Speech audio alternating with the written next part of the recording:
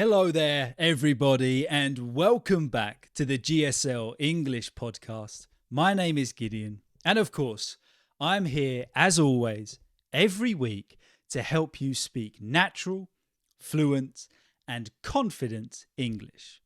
And we are going to do that today by studying a news article together. So we're going to kind of separate this lesson into two parts. Firstly, I just want you to listen very carefully as I read the article out loud. So I'm just going to read the article in its entirety, and I want you to see if you can understand the main points of the article.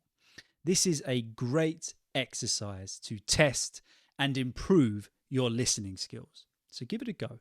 Listen very carefully and see if you can identify the main points of the article. And then after that, we are going to dive in and really examine the article.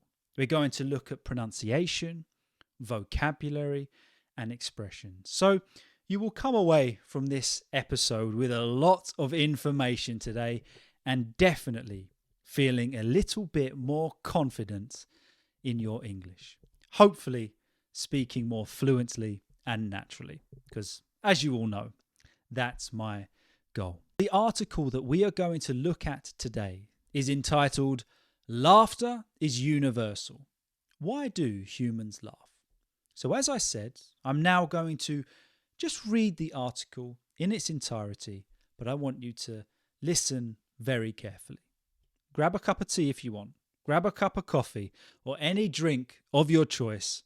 Sit back and listen very carefully. Here we go. You may be familiar with the many thousands of YouTube videos that challenge viewers not to laugh. Cute pets, funny faces, dramatic falls. Can you watch them and still suppress a giggle? Part of the reason why these videos are so popular is that laughing is easy. According to Robert Provine, who was an authority on the subject, while we can consciously try to stop ourselves from laughing, we don't consciously produce laughter. It just comes out. But that doesn't tell the whole story. There isn't just one type of laughter, say experts. And we don't always laugh just because something is amusing. For example, we will often laugh during conversation, adding it to punctuate speech, Provine said, even if nothing particularly funny has been said. We use it to make and maintain social bonds, adds Sophie Scott from University College London. Perhaps when we like someone, or to show we are comfortable in a group.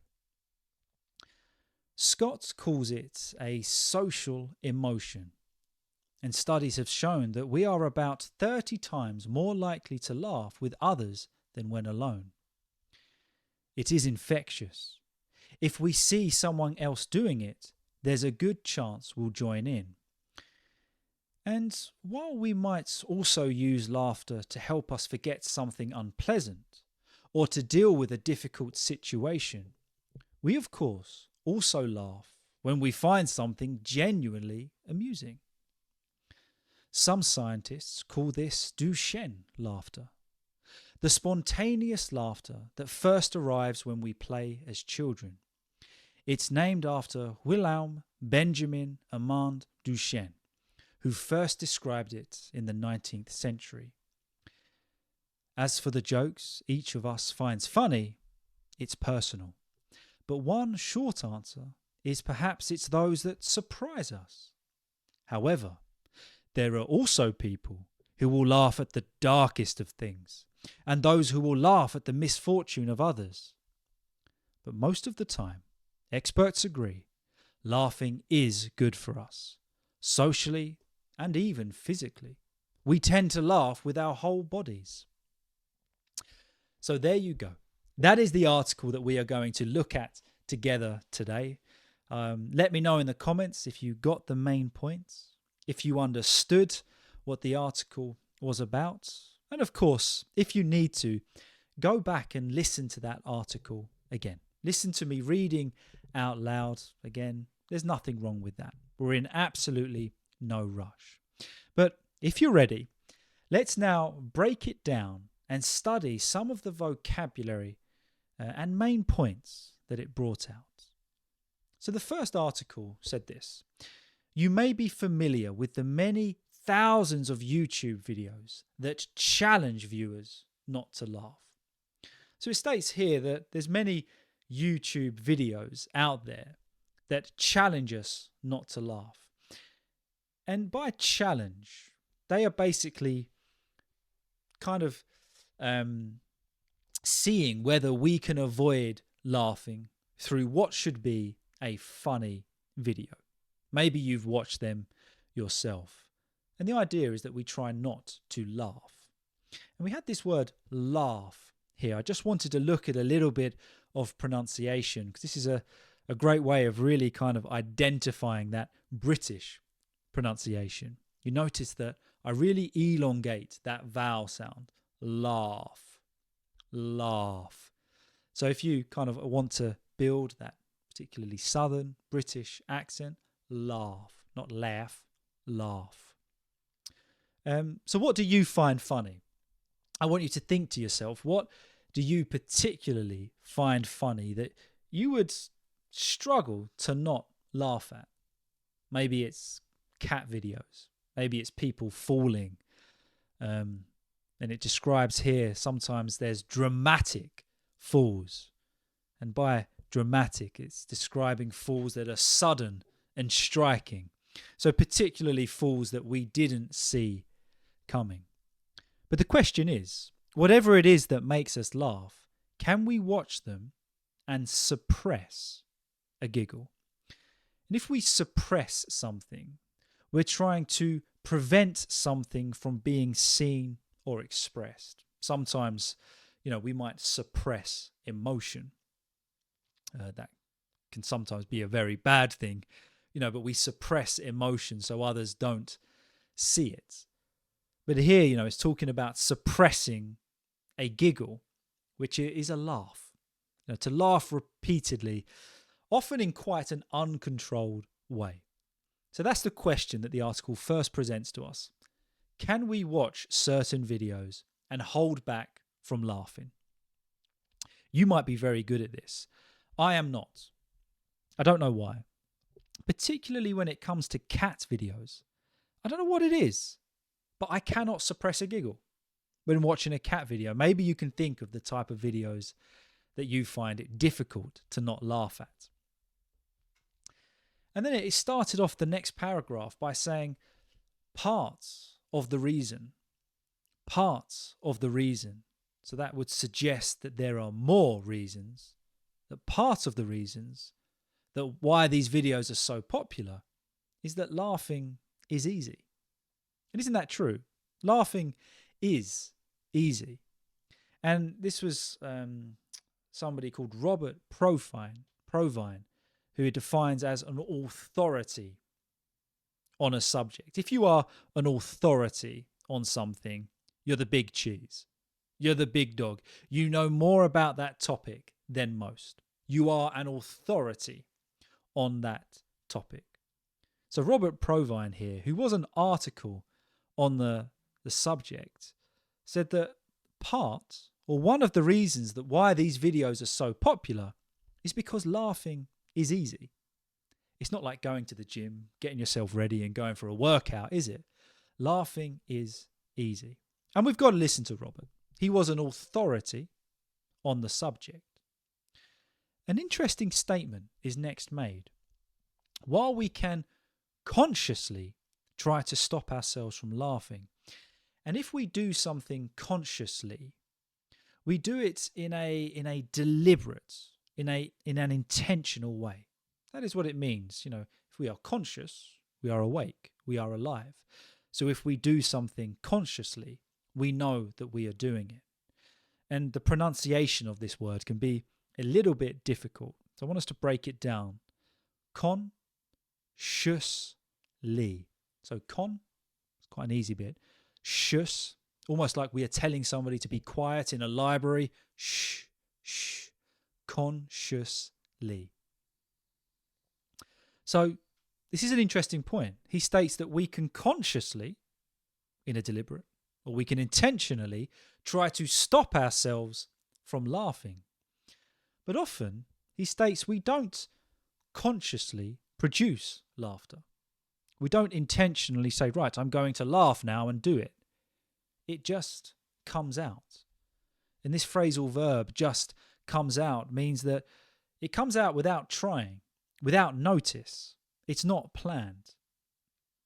So, interesting paragraph there. One of the main reasons he states that that these videos are so popular is because laughing is easy. It's generally something that we do naturally. But then he goes on to say that this doesn't tell the whole story, meaning that, this isn't all of the information or details. There's much more to it than that. And this word whole is a homograph with hole, like the hole that you dig in the ground. The W is silent. So whole. He states, there isn't just one type of laughter. We don't always laugh just because something is amusing. And if something is amusing, it's something that causes us to laugh or something that we find entertaining. And that's quite true, isn't it? We don't always just laugh because we find something particularly funny. Sometimes we laugh because we don't know what else to do. Sometimes because we feel awkward, we feel uncomfortable, disbelief. There's many different reasons why we laugh. So there's much more to this than just finding something funny.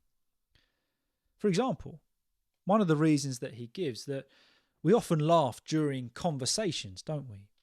And he said we do that to punctuate speech.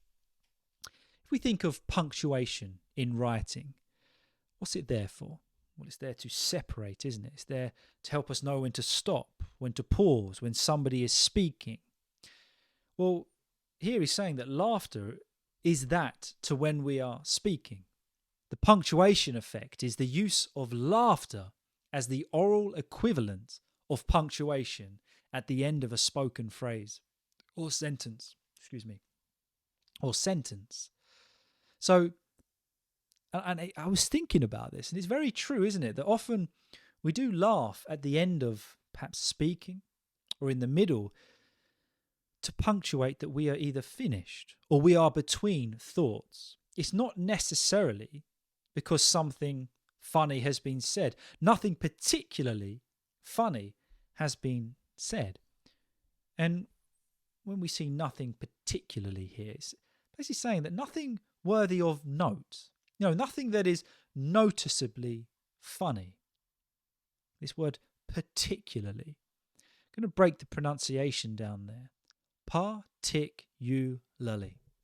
Okay? I've written it how it works in my head if you are watching along with me on YouTube. But if you are listening along, we're going to go for par, P-A-R, par, tick, like you tick a box, you, as in me and you, and lully. Whatever way that works for you. Particularly. Repeat after me one more time. Particularly. So when we talk about, nothing particularly funny has been said, that basically nothing noticeably funny was said. It's an interesting point that's raised there. I never really thought about it before, that laughter is often the oral punctuation in speech. And carrying on the thought as to why we laugh, said that we use it to make and maintain. So to make, which is something new, to maintain, which is to keep, social bonds. If something is bonded together, it is connected in whatever way that is. So when we create a social bond, we are connecting with others on a social level. Social can sometimes be a bit of a tricky word to pronounce. Shul. Again, like we're telling somebody to be quiet. Shul. Social. And then it goes on to other reasons we might laugh. And now we're hearing from Sophie Scott, who was from University College of London.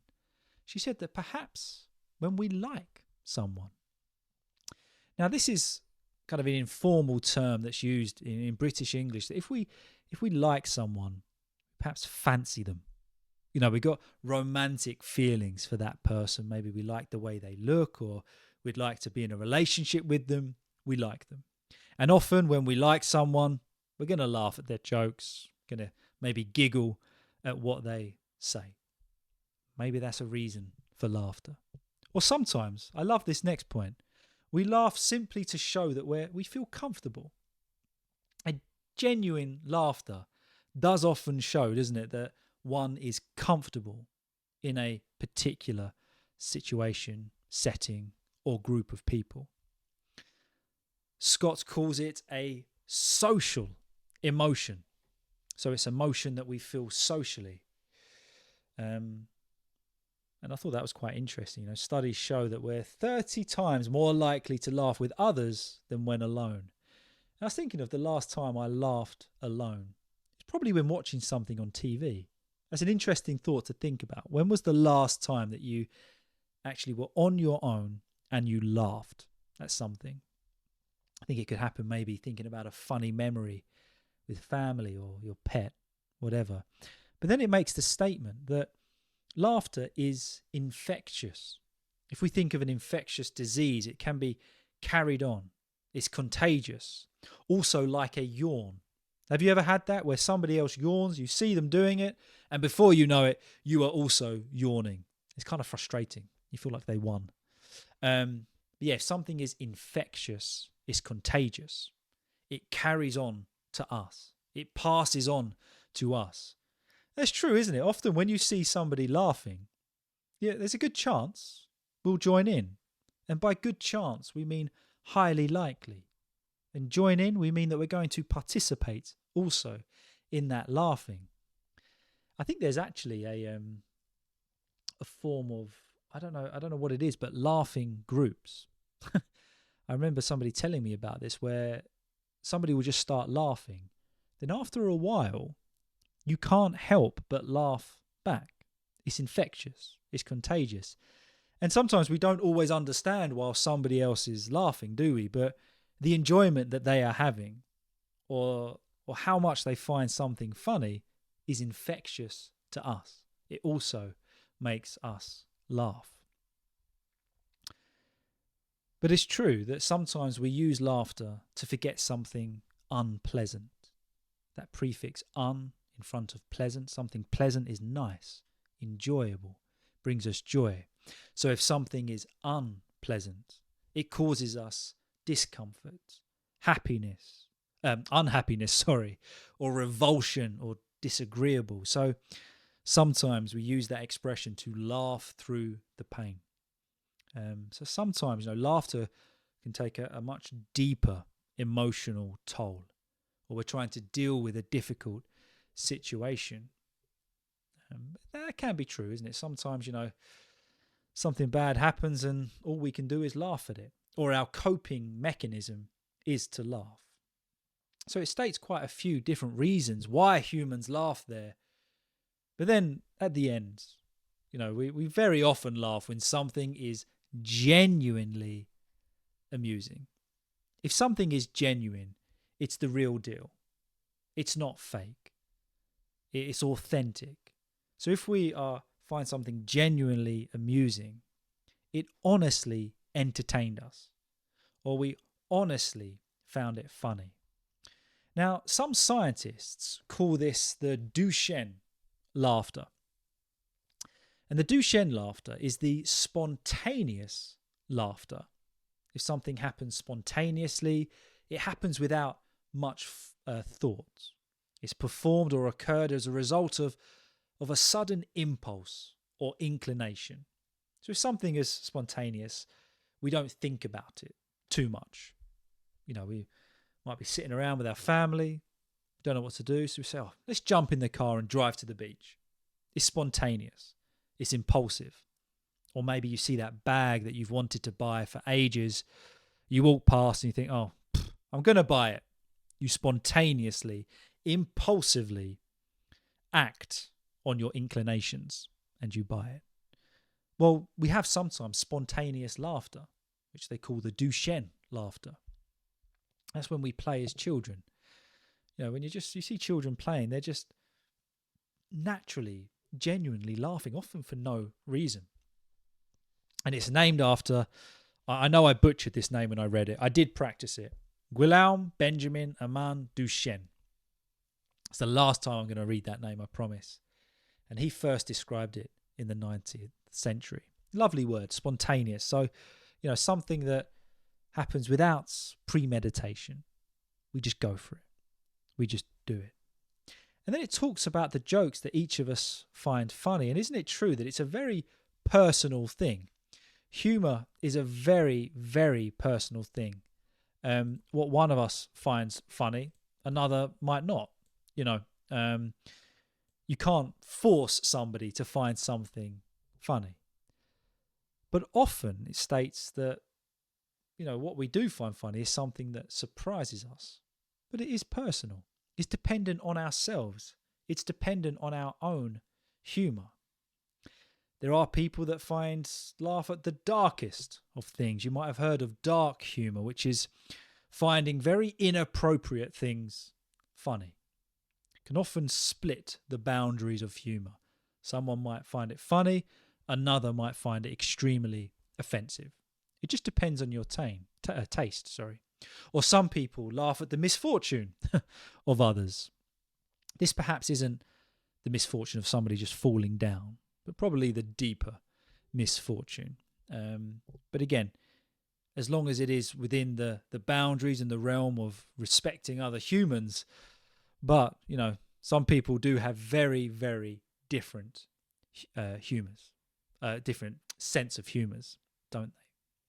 But most of the time, experts agree that laughing is good for us, socially and even physically. So by physically, it's talking about our actual bodies. Because when we laugh with our whole body. So not only is it a great thing to do mentally, socially, but even physically. Get the F sound there. Physically, there are benefits to laughing. So what conclusion did you come to? Why do humans laugh? Well, I guess we can see that it's for a multiple of different reasons. There's plenty of different reasons as to why humans laugh. There's not one particular reason, is there? It can be such different situations. But the point that really stuck out to me was, generally we do laugh with others, don't we? And that question, when was the last time you laughed alone? Very interesting. It got me thinking. So I hope you enjoyed that episode today. As a reminder, if you'd like to, go back, listen again, listen to the pronunciation, listen to the intonation in my voice. If you're watching along on YouTube, you can read along with me. So even speak at the same time as me as we read along together, or simply pause the video and repeat after me. Whatever you want to do, because the idea is helping you to improve your pronunciation and fluency. So yeah, that might help you do that. A few words to think about as regards pronunciation. Consciously, consciously, consciously, particularly, particularly, particularly, particularly. Give these a try and just keep practicing them. But if you enjoyed this podcast today, if you enjoyed this episode of me going through a particular article, let me know in the comments. Let me know via email, GSL-English1@gmail.com. If there's anything that you would like me to talk about, then please let me know. But thank you so much for watching. I do appreciate it, and I'll see you all very soon. Have a good one, guys.